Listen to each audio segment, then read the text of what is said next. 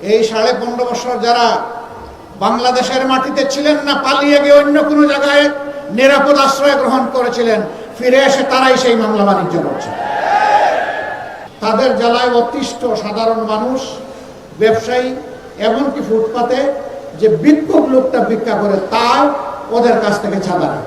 জনগণ দুর্নীতিকে লাল কার্ড দেখাবে, জনগণ চাঁদাবাজদেরকে লাল কার্ড দেখাবে, জনগণ মামলাবাজদেরকে লাল কার্ড দেখাবে, জনগণ দখলদারদেরকে লাল কার্ড দেখাবে, জনগণ আধিপত্যবাদের গুলামদেরকে লাল কার্ড দেখাবে। বাস্তবতা রাজনীতি আর ফিরিয়ে আনতে চাই না, নতুন বাংলাদেশ আমরা দেখতে চাই, বাংলাদেশের নতুন রাজনীতির উত্থান চাই।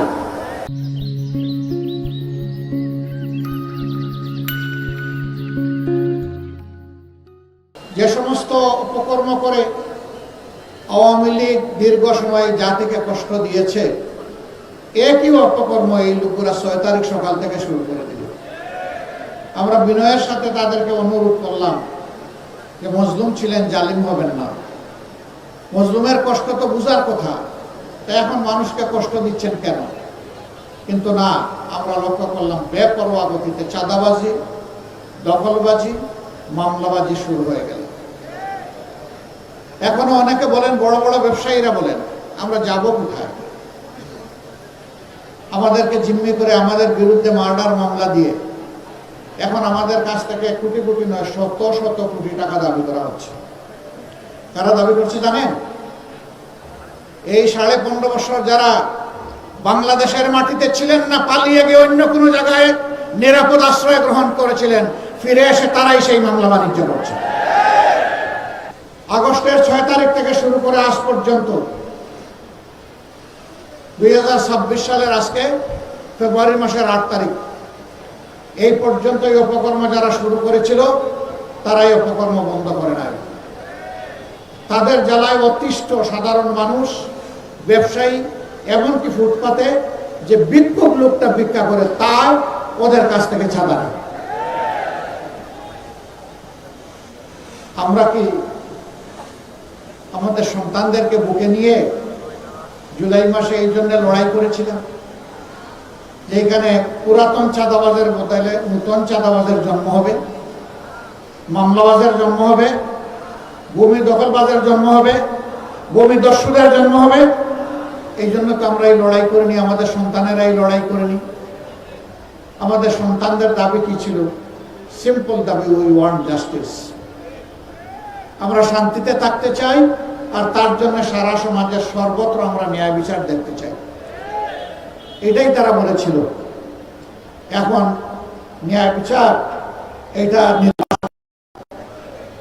আপনারা দেখেছেন একটি দল, তারা মাঝে মধ্যে বলেন তারা ক্ষমতায় গেলে দুর্নীতির ত্রুটি চেপে ধরবেন। ভালো কথা। Charity always starts from home. ভালো কাজ নিজের ঘর থেকে শুরু করা লাগে। তাইলে যে 59 জন ভয়াবহ ঋণ খেলাপি, ঋণ ব্যাংক ডাকাত, এদেরকে আপনারা মনোনয়ন দিলেন কেন? এদেরকে বগলের নিচে আশ্রয় দিয়ে এমপি বানিয়ে আপনারা করবেন দুর্নীতি দমন। এগুলা শুনলে পেঁচায়ও হাসবে। জনগণ এগুলা বুঝে। প্রিয় সম্মানিত ঢাকা 11বাসী, বারবার 12 তারিখ ফিরে আসবে না। 5 আগস্টের অসম্পূর্ণ কাজ সম্পন্ন করার দিন হচ্ছে আগামী 12 তারিখ। 5 আগস্ট যে আকাঙ্ক্ষা নিয়ে রক্ত দিয়েছিল আমাদের সন্তানেরা, ভাইয়েরা, বোনেরা, শিশু, বৃদ্ধ, আবাল বনিতা, ওই রক্তের ঋণ পরিশোধ করার দিন হলো 12 তারিখ। এই রক্তের সাথে যারা বেইমানি করবে, ইতিহাস তাদেরকে ক্ষমা করবে না। সারা বাংলাদেশ এখন জেগে উঠেছে। তরুণ যুবকেরা তাদের দৃষ্টিভঙ্গি জানিয়ে দিয়েছে। তারা বলে দিয়েছে আমরা পুরোনো বন্দোবস্তে আর নাই। বাস্তবতা রাজনীতি আর ফিরিয়ে আনতে চাই না, নতুন বাংলাদেশ আমরা দেখতে চাই, বাংলাদেশের নতুন রাজনীতির উত্থান চাই। ইতিমধ্যে এই রায় যুব সমাজ দিয়ে দিয়েছে।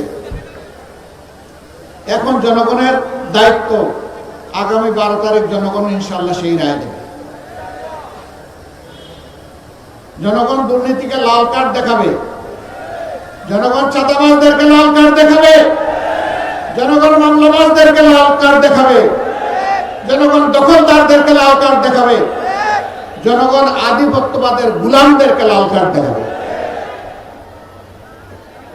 আবরার ফাহাদ, আবু সাইদ, সাদি, হাদি, আমরা তোমাদের কাছে আর তোমাদের বন্ধুদের কাছে আমরা বলেই নি, আমরা কথা দিচ্ছি ইনশাআল্লাহ তোমাদের আকাঙ্ক্ষার নতুন বাংলাদেশ হলে দেশ এবং জনগণের সেবা করার সুযোগ পেলে তোমরা যেমনটা চেয়েছিলে আমরা তেমনটাই যৌবনদীপ্ত বাংলাদেশ গড়ে তুলব ইনশাআল্লাহ।